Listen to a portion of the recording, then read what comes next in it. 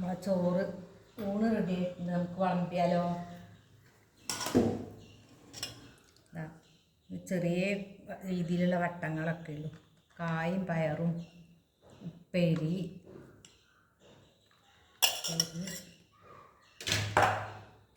പപ്പടം,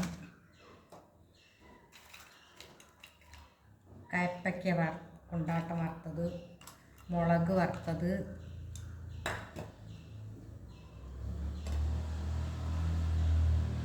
നമ്മളെ ലൂപിക്ക ഉപ്പിലിട്ടത്, ലൂപിക്ക ലൗലോലിക്ക എന്നൊക്കെ പറയും.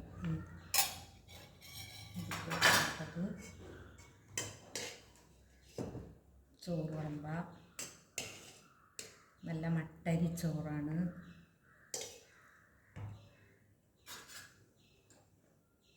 കടുമാങ്ങ അച്ചാറ്,